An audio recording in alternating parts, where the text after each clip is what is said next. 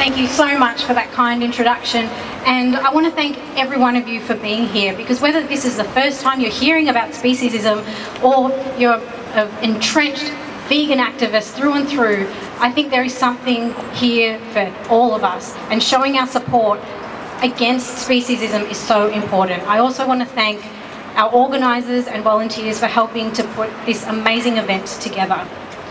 Now, speciesism, unlike racism and sexism, speciesism runs rampant in our society, and it is pervasive, and it happens unchecked.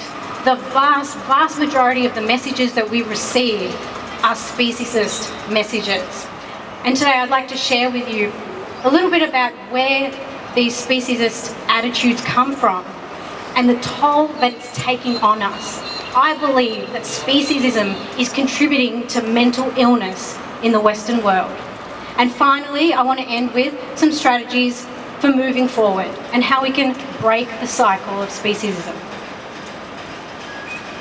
As children, we had an intense curiosity about the world, including animals. If you've ever seen a young person look at a dog, look at a pig, look at a ladybug, look at a bunny, there is wonderment and fascination, because children want to understand how the world works and why people do what they do. And perhaps the day came when you were a child, when you sat down at the dinner table and you looked at the plate of flesh in front of you and you asked the question, was this an animal? And as the reality sank in, we were shocked and horrified to learn the truth. And maybe we even made the declaration, I will not hurt animals. And our parents, I suppose they were well-intentioned, they tried to placate us, and they said things to us like, the animals didn't suffer, animals don't have feelings, the animals exist, they give us their meat and their milk and their eggs. If you stop eating animals, what will you do when you want to eat meat?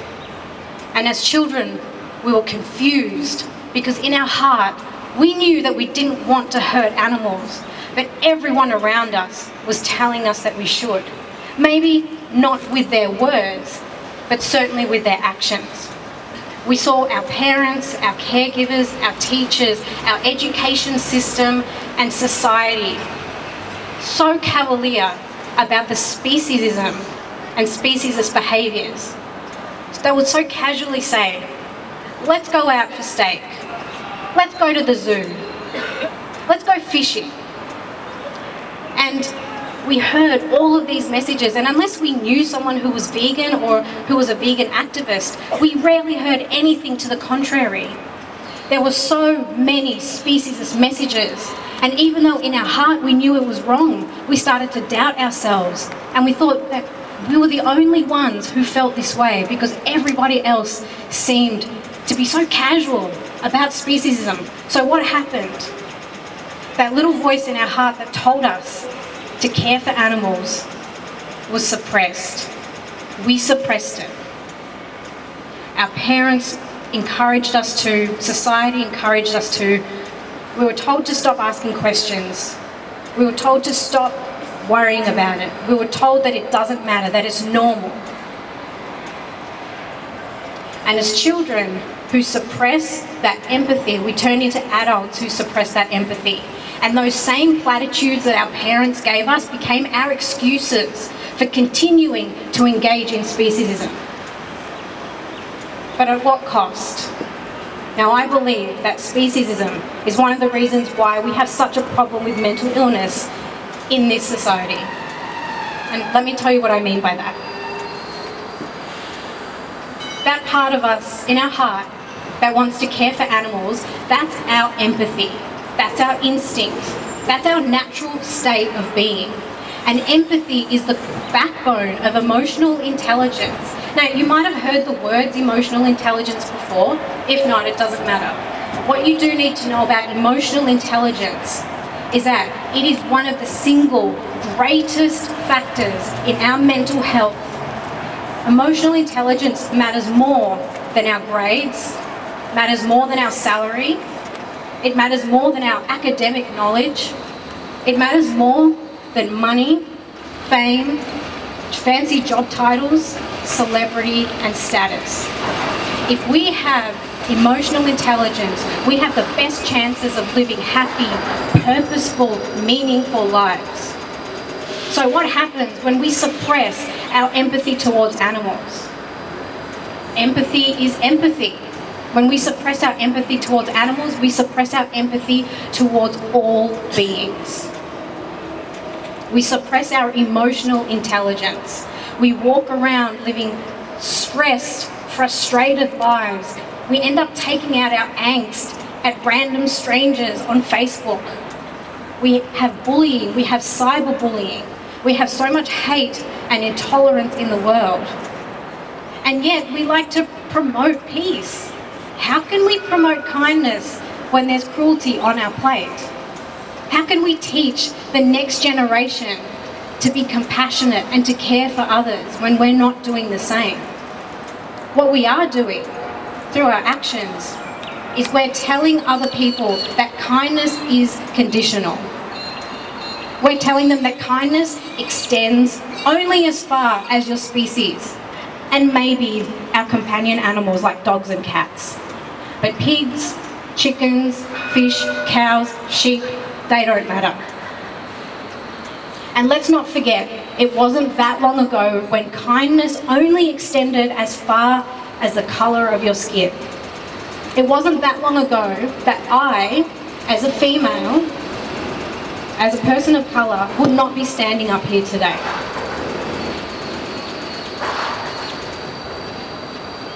When our heart is telling us one thing and our mind is driving us to do another thing through habit and tradition and culture, we will never be happy.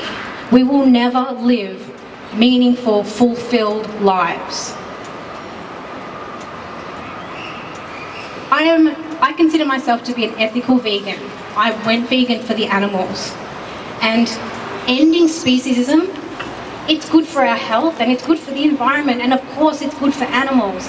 It's so much more than that. It's good for our well-being. It's good for the well-being of future generations, because how can we expect to have equality?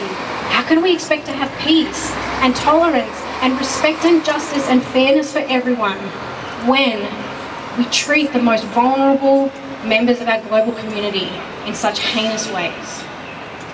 So the question then becomes, what can we do? Now, for many of you, you have already embraced veganism, you already practice animal equality in your lives, which is fantastic. And as Lizzie said, the next step for you is activism. But wherever you are on that spectrum, whether you're a vegan activist, you're vegan, you're almost vegan, you're vegetarian, you're pescatarian, you're flexitarian, or you eat meat, we're all moving in the same direction, which is to end speciesism. So in the last few minutes that I have with you, I want to share with you a few tips to make this transition as easy as possible. Now, as I said, I can see many of you are already vegan, and remember, the next step for you is vegan activism. So I think there is something here for every one of us, no matter where we are on that journey. For most of us, our speciesist attitudes are so pervasive that we don't even realise that they're there. So it's important to become aware of the times when we are engaging in speciesism. The behaviours and the actions that we participate in, would we do it to ourselves? Would we allow it to be done to our children or to our pet dogs and cats? If not, then why are we allowing it to happen at all? Why are we participating in it at all? The recent furor with the Bali dog meat trade is a prime example for this, because everybody was up in arms about the dog meat trade in Bali, forgetting, of course, about the chicken meat trade or the pig meat trade or the cow meat trade that is happening on our shores in this very city, in fact. That's speciesism right there. So awareness is so important. What is it that we must tell ourselves in order to engage in speciesist behaviours? Do we really believe that animals don't feel pain?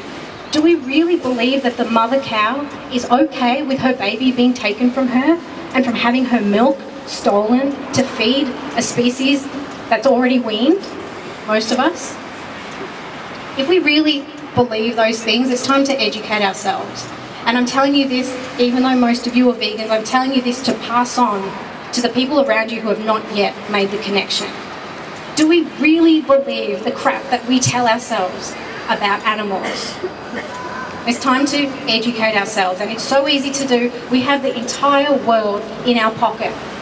We can access anything that we want to. And it's important that we challenge all of those preconceived ideas that we have about animals, ourselves, and the place in the world. The next thing I want to encourage you to do is to make the transition as easy as possible. So again, whether you're going from meat eater to vegetarian, from vegetarian to vegan, or vegan to vegan activist, make it as easy for yourself as possible. And there's really two things that you can do. The first thing is to know your goal and know your destination, vegan activism. But if you find yourself getting overwhelmed by the number of steps that it takes to get there, that's perfectly normal, by the way, then remember to focus on the here and now. Remember to focus on what can I do today? What can I do in the next 5 days to help the animals?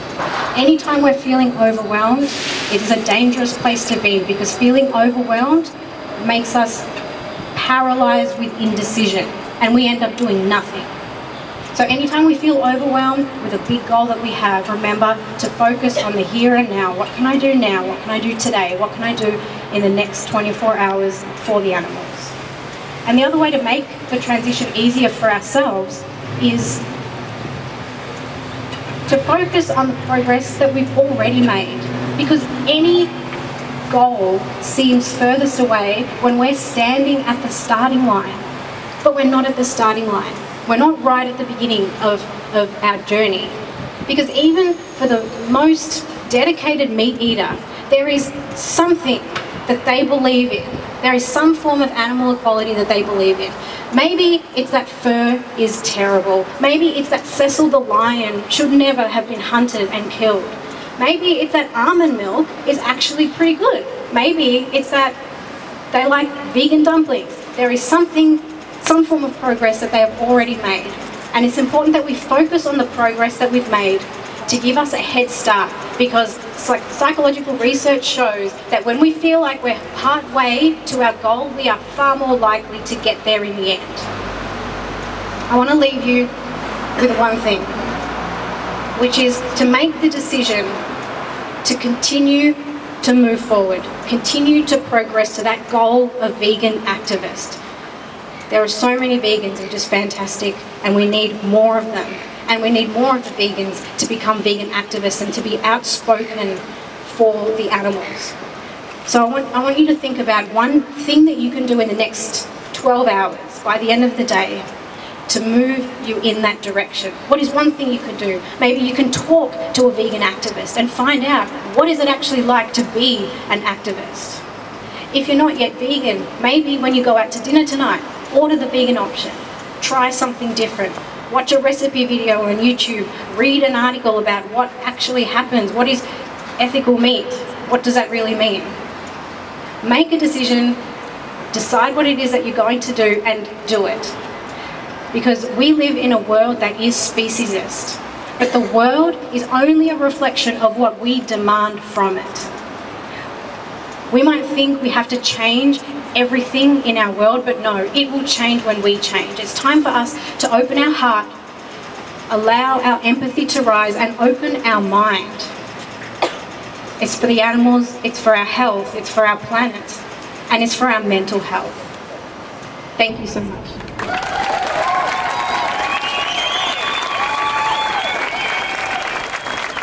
Thank you so much, Ash, for that